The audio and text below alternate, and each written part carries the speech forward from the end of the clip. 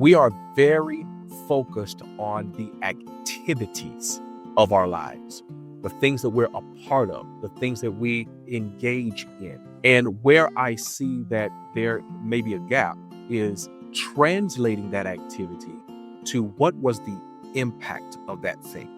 As my wonderful guest stated, creating a strong school culture isn't about staying busy, it's about making a lasting impact.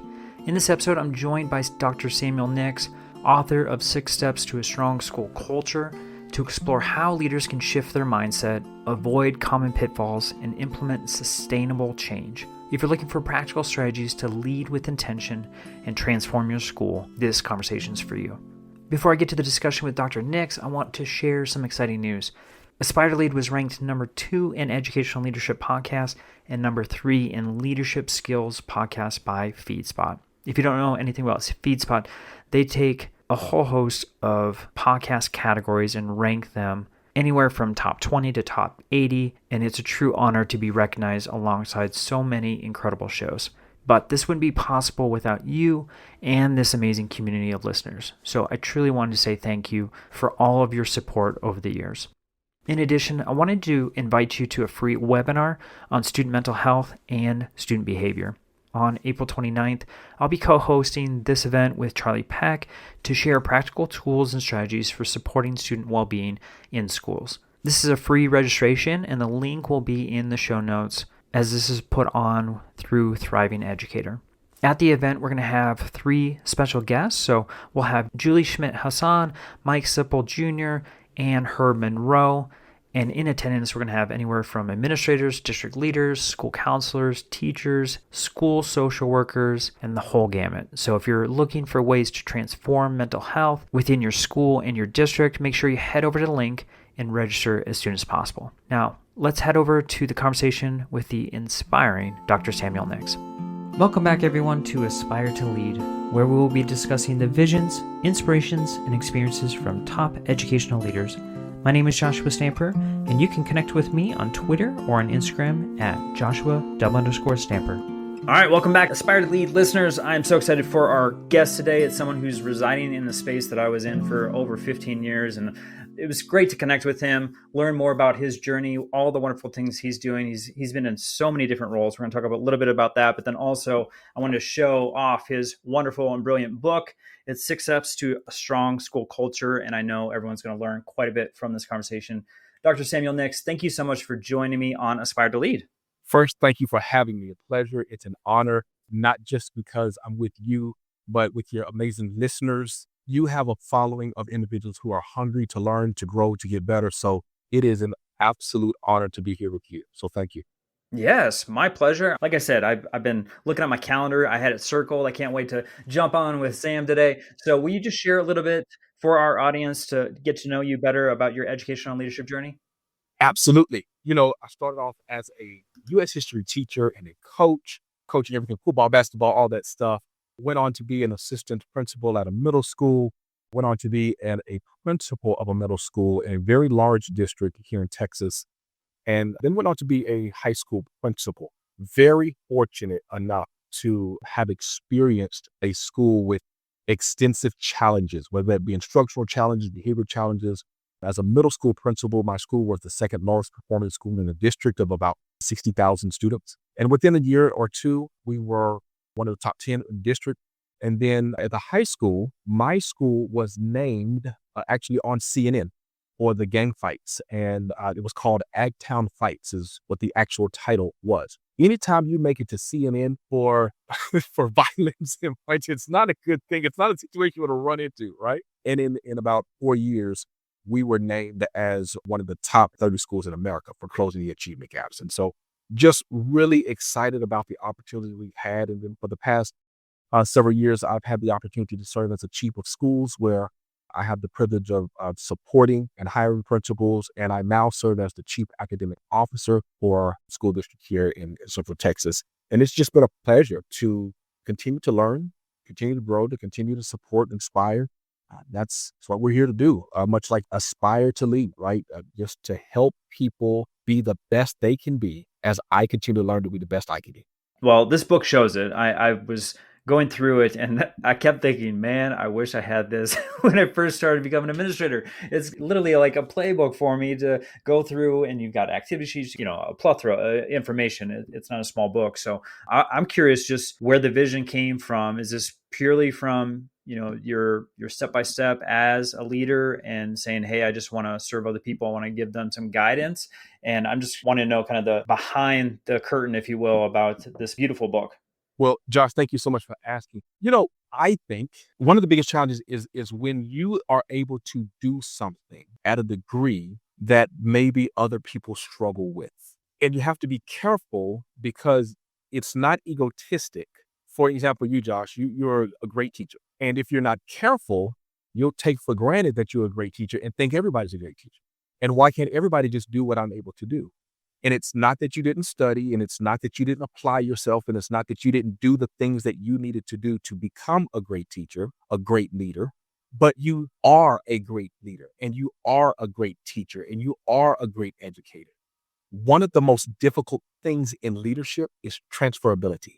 How do I help the next person do what I was able to do or am able to do, or that we do together? And so the precipice for this book really came when I became a principal supervisor, because I saw how to help. I knew how to help, and not that my help was perfect and not that I had all of the answers, but definitely saw that there were some ways to support that could ease the process of success. And so that's really was precipice for really garnering the thoughts, the experiences, the research behind how to help others really exceed at a level beyond what they were succeeding, as we calibrated and collaborated on making sure students were successful.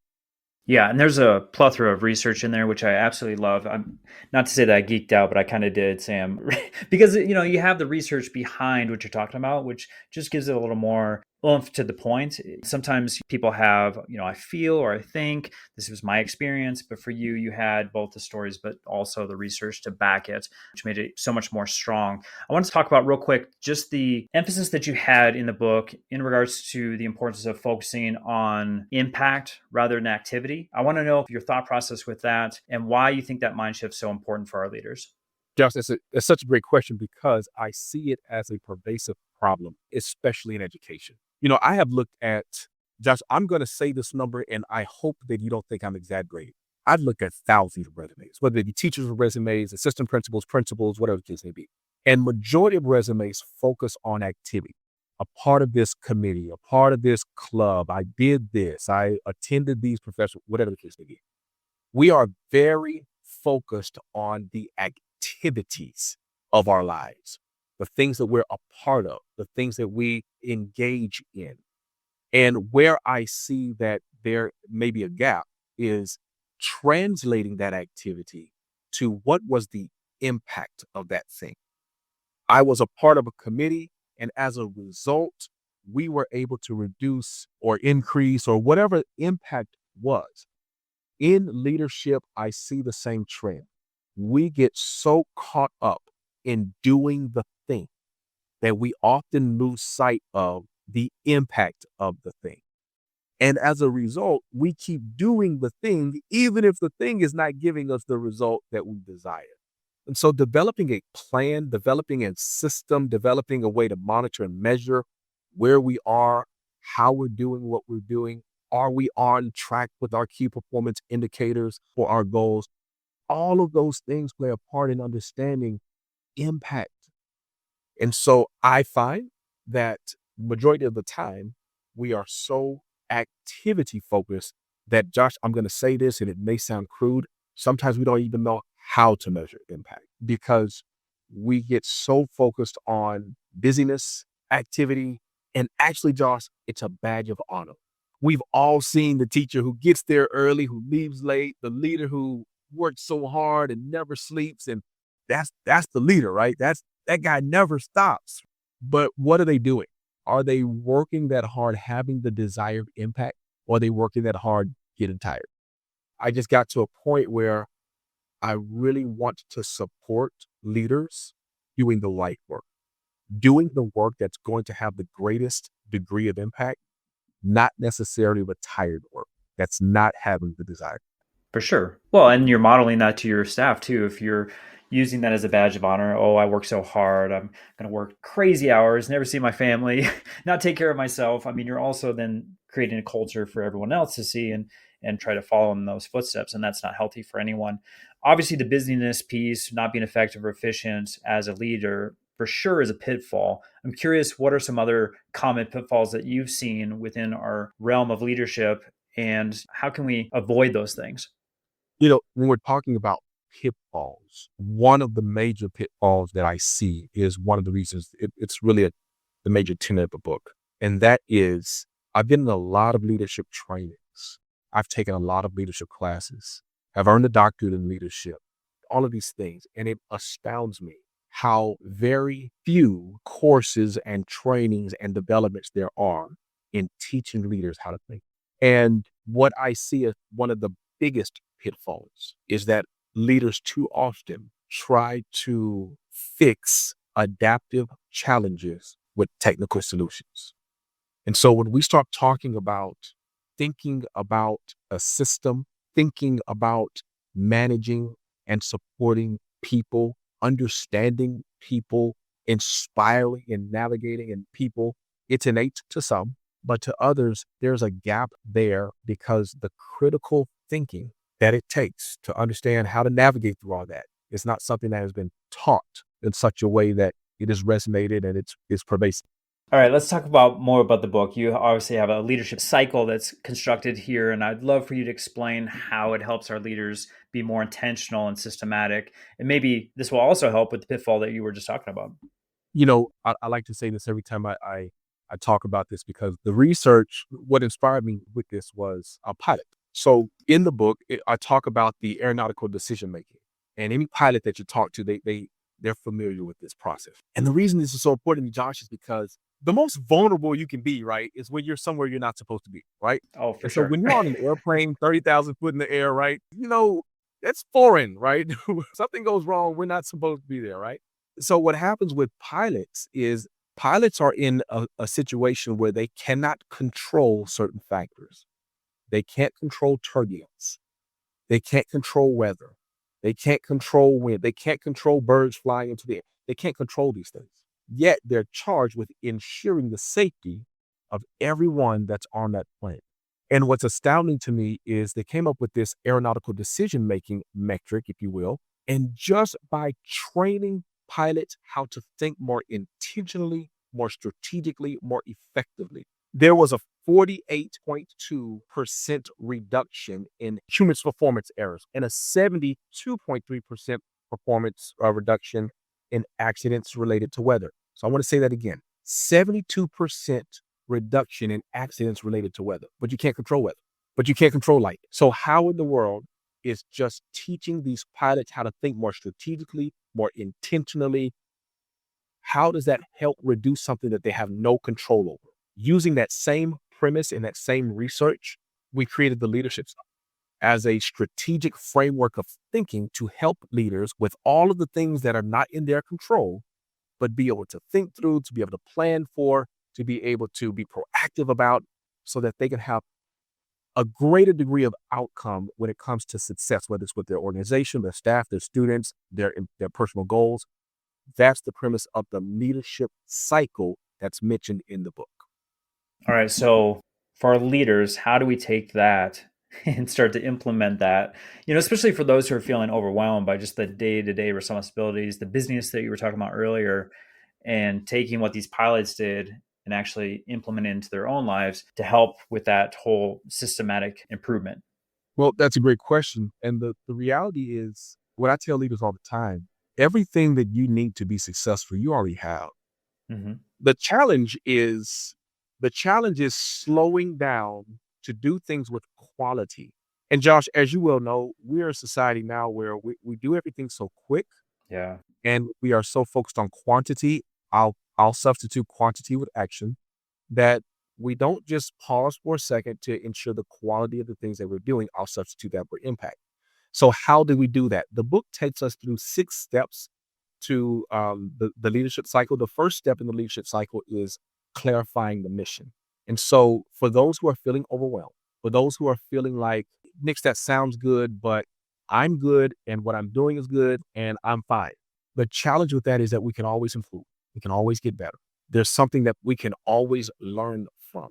And what I find is that most of the time we experience issues in our organization or issues in our outcomes or our goals, whatever the case may be, because we have felt as though we've been clear about what we're trying to accomplish and how we're trying to accomplish it. Yet it's not clear to those who are supposed to execute the mission. And so I ask leaders all the time, how do you know that you've clarified? And they say, well, I told them. Well, how do you know that you clarified? Well, I emailed them. Well, how do you know that you clarified? Well, I reminded them. I said, all of those are ways that you communicated. Those are not ways that you ensure that they were clear. And so the book helps and talks through strategies of how to ensure clarity. And although that may seem minute, Josh, it is such a big deal because we take the leaders through this analysis and we find the majority of leaders who believe that they're being clear don't take the time to ensure clarity of the people that they're communicating with. And I heard the quote said, the most drastic thing about communications is thinking that it actually took place. So that's the first step in the leadership cycle. The second step in the leadership cycle is strategic planning and decision making. And what we do is we go through the book and really take the reader through what is the difference between strategic planning and planning, and how do you make decisions that are in the best interest of your goal, the organization, and children. And who do you include in that, and what does that look like? The third step in the leadership cycle is empowering yourself and others. And we just take a very step-by-step process of helping people understand what it looks like and what it means to empower yourself and to empower others. And what are the pitfalls when you're trying to empower others? And what are some of the assumptions when doing that? The next step in the leadership cycle is monitoring and measuring and feedback. And so when do you measure? What do you measure? One of the biggest challenges for leaders, Josh, that we find is not providing feedback. You know, nothing improves without feedback. Nothing. Nothing gets better without feedback. And we oftentimes do things without providing a quality or consistent or timely feedback in order for things to grow, to develop, and to get better, whether that's organizations or people or systems or whatever the case may be. So the book really just walks the leader through how to do that, examples of that, and strategies to do that. And then, of course, the fifth step in the leadership cycle is making the adjustments and improving based on that feedback and those measurements. And of course, the last step is accountability and rewards. And so just step by step, walking a leader through how to think through each of those steps strategically and intentionally puts the leader in such a better position to experience success than just focusing on experience or feelings, as you said at the beginning, or, hey, I've done this and this has always worked, so this is going to work for me. Much like the pilot, so much of leadership is out of your control. But if we think critically, strategically about how we approach situations, people, organizations, systems, our probability of success rises greatly. So that really is what the leadership cycle is about, why it's in place, and how it helps leaders to think more critically and intentionally about the work. I want to go back to what you had talked about as a principal. Obviously, you took a school, you found your baseline, and you said, we can do better, and you saw drastic improvement. I'm curious, now that you're where you're at now in your leadership journey and you're doing some reflection, what were some keys that you put in place to make sure that that culture shifted and everyone started to rise to the potential that you saw in them? Number one is being intentional with everything you did. And I'm going to give you an example of this. I take a lot of flack for this because as an educator, as someone who loves education, it hurts me to say this. But this is what I have found to be very evident in too many places. Schools are supposed to be institutions of learning, but we do very little focus on learning. So let me prove this to you. When I would hire teachers, I would tell them this. I would say, I'm not hiring you to teach. They would look at me and they, what are you talking about? I'm not hiring you to teach. I've got news for you. Kids don't like math and kids don't want to come to math class. I'm hiring you to ensure that students learn. And that is different than you focusing on your teaching as opposed to focusing on student learning. We have a building where we're going to focus on learning. And although that may sound like I'm being critical or sound like I'm being funny, Josh, you'd be surprised. Because even with principals who go in to do walkthroughs with teachers, if indeed that happens to support them, very little feedback, focuses on teaching. We give students homework, and even the feedback that we give to students on their homework, it's -5, greater than 75. That doesn't help them learn. So in every area, the question that I had as a principal and still have is, what's the focus on learning? What is the impact on learning? Everything that we do in a school, my question is, and what's the impact on the student learning?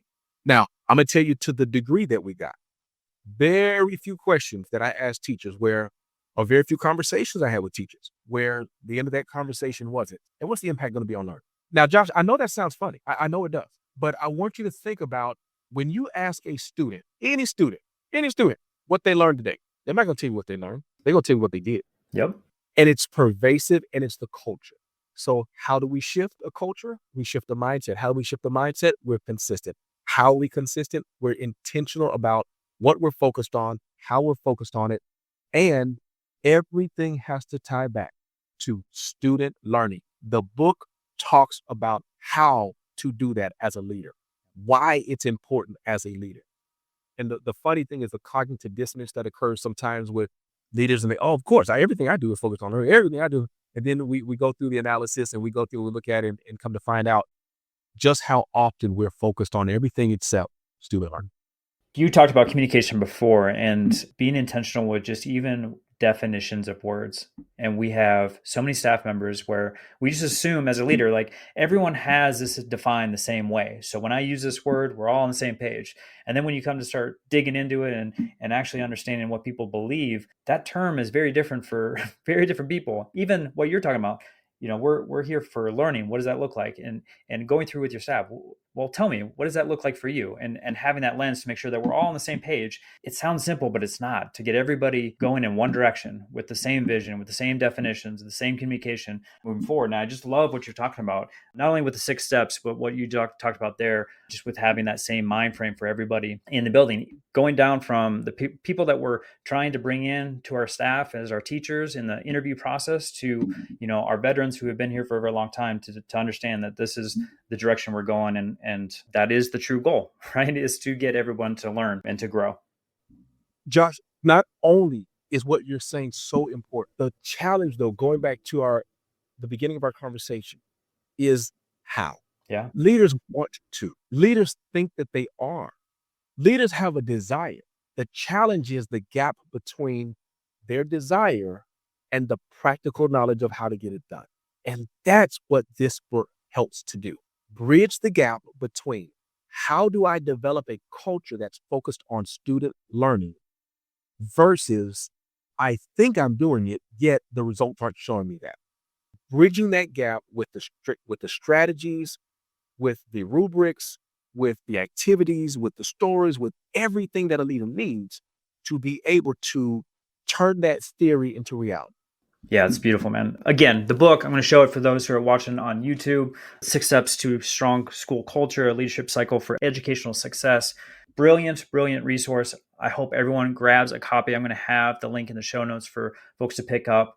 But I want to talk about another project, Sam, that you've built via YouTube. And I'm going to put on the screen for those who are watching your YouTube channel. So will you just share a little bit about this new project? Yes, thank you so much. YouTube is such a phenomenal, I'm late to the game, Josh. I'm late to the game, but it is such a phenomenal tool to be able just to share.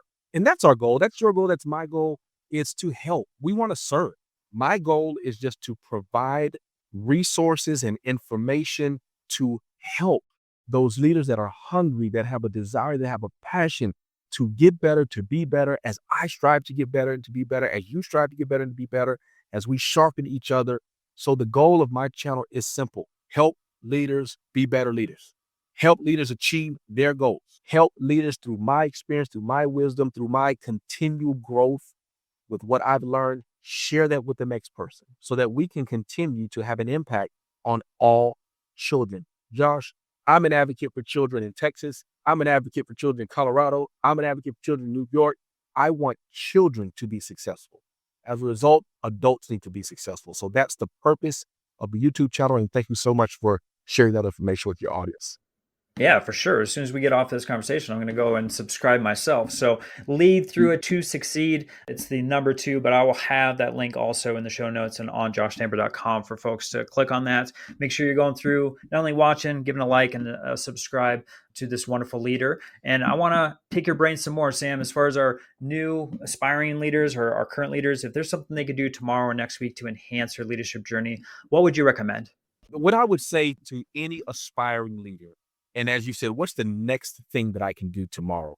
This is going to sound so simplistic, but it's the best advice that I can give them, Josh. They need to make a decision.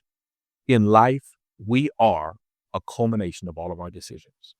You are who you are and where you are because of all of the decisions of your yesterday. And so the first thing that they're going to have to do is make a decision. They're going to have to make a decision that they want to be better. Make a decision that they want to learn. Make a decision that they want to achieve.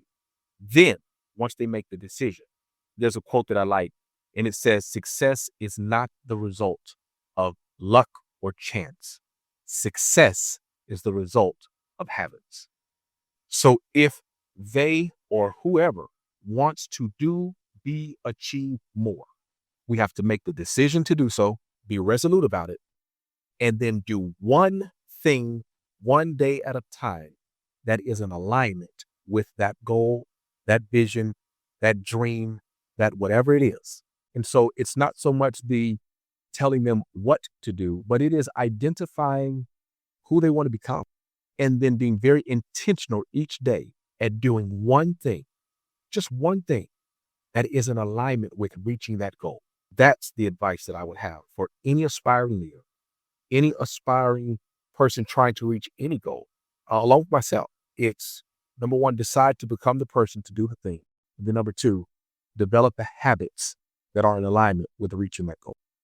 Yeah, we're not talking about the things out of our control, like luck and all those other things that you were talking about, but those consistent habits are so important. So yeah, that's beautiful advice for everyone. Make sure that you're tapping into that. But also I want you to tap into Sam on his website and his social media platform. So Sam, will you just share out how people can connect with you? Thank you so much. Absolutely. So my website is www.s63consulting.com.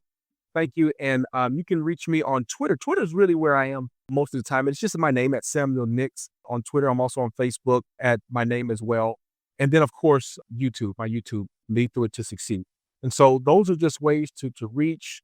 It'd be my pleasure to support in any way. I'm an advocate for leaders. I'm an advocate for children. I'm an advocate for education. So whatever I can do to support, whatever I can do to inspire, to motivate, it's my pleasure. And Josh, I just want to once again thank you so much for this wonderful opportunity, for your amazing podcast, for allowing me to speak to your amazing audience. Oh my gosh, I was about to say the exact same thing. You are a brilliant mind. I'm so glad that I had an opportunity not only to connect, but have you on the show to share out all of the wonderful wisdom, not only from your book, but just from your own experience. And I hope everyone is getting a pen and paper and taking notes, because I really feel like everything that you said today is going to really help in the leadership journeys of everyone that's listening. So I appreciate you not only as far as being an advocate for students, being there to support leaders, but also how you're changing education as a whole and your time today. Josh, thank you so much.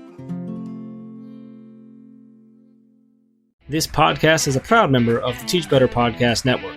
Better today, better tomorrow, and the podcast to get you there. Explore more podcasts at www.teachbetterpodcastnetwork.com. We'll see you on the next episode.